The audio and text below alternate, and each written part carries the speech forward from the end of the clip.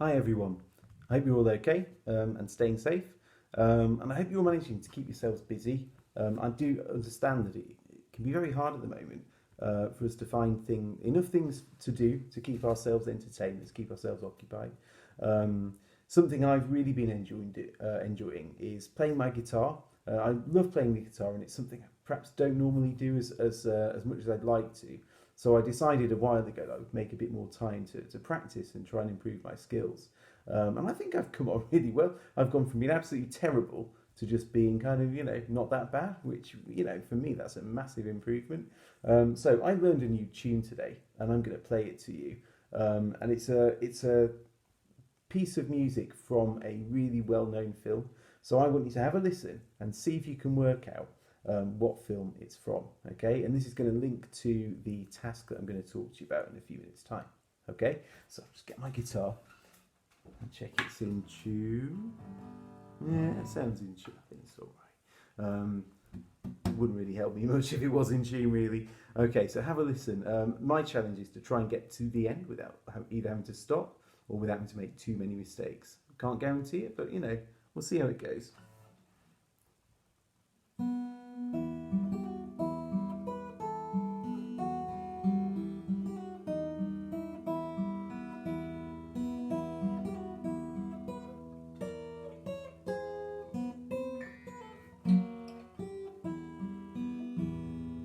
Hmm. I'm really impressed that I got to the end. I think I only made one mistake. It's pretty good. Okay, so what do you think? What did it remind? Did it sound familiar? What film do you think it came from? Have a think. So, moment of truth.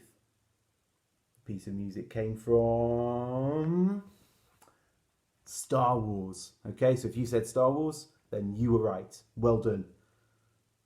Hold on a minute. What? It's not from Star Wars.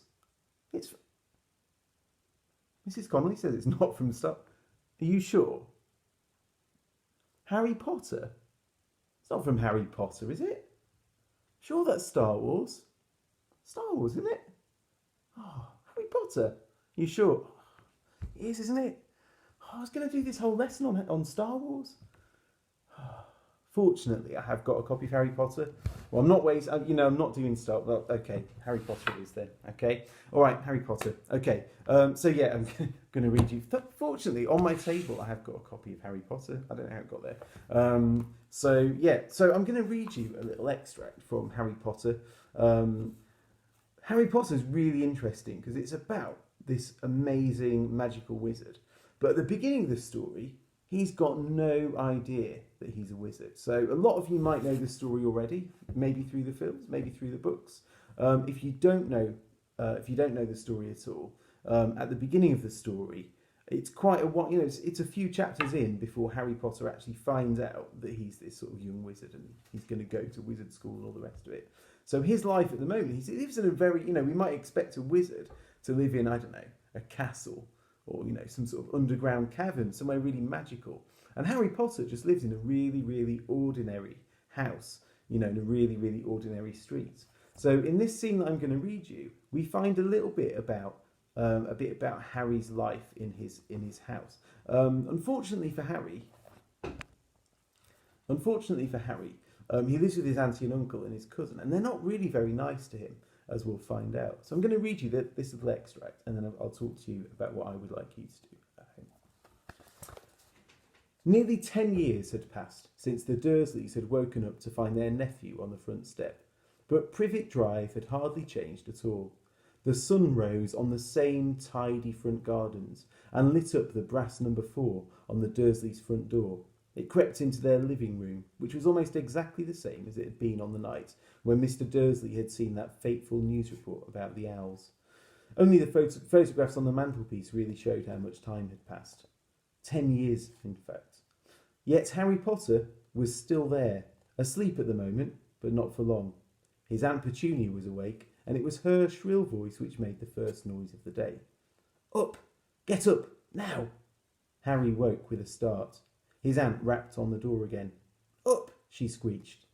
Harry heard her walking towards the kitchen, and then the sound of the frying pan being put on the cooker. He rolled onto his back and tried to remember the dream he'd been having. It was a good one. There had been a flying motorbike in it. He had a funny feeling he'd had the same dream before. His aunt was back outside the door.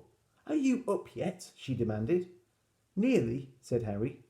"Well, get a move on. I want you to look after the bacon. And don't you dare let it burn. I want everything perfect on Duddy's birthday." Harry groaned. "Oh." "What did you say?" his aunt snapped through the door. Dudley's birthday. How could he have forgotten? Harry got slowly out of bed and started looking for socks. He found a pair under his bed, and after pulling a spider off one of them, put them on. Harry was used to spiders, because the cupboard under the stairs was full of them, and that was where he slept. So we found a little bit out about where Harry lives and what his life at home is like. So the family live in a very ordinary house. You know, we hear about, you know, the sun rising on the same very tidy front gardens.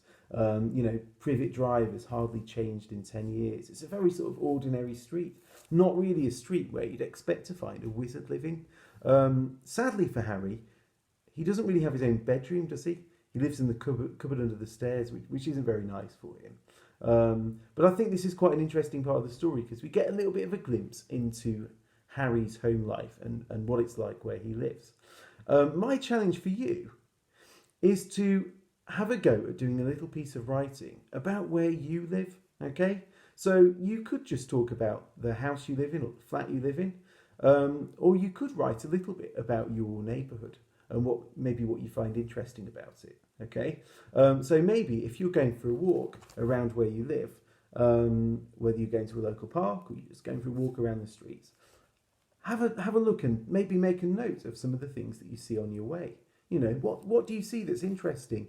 What stands out? Maybe there's a sort of, you know, a house that looks a bit different to the others, or maybe there's another local landmark, a church or another old building. Maybe you see some interesting things, you know, in your local park or so on. So maybe you could start by making a few notes and listing some of the things that maybe making a list of some of the things that you might see near where you live. When you've done that, perhaps you could have a go at writing a few sentences or maybe a paragraph to describe it, to use some really nice descriptive language, some really nice adjectives to describe something about where you live. So you could focus on your house, or you could focus on your neighbourhood and where you live. And it'd be really interesting to hear, to read some of the descriptions that you might write. So that's my challenge to you. So I hope you have fun. I hope you enjoy it. And remember, if you like, you can upload your piece of writing onto Evidence for Learning. And I look forward to reading it. So take care, and I will see you all soon. Bye.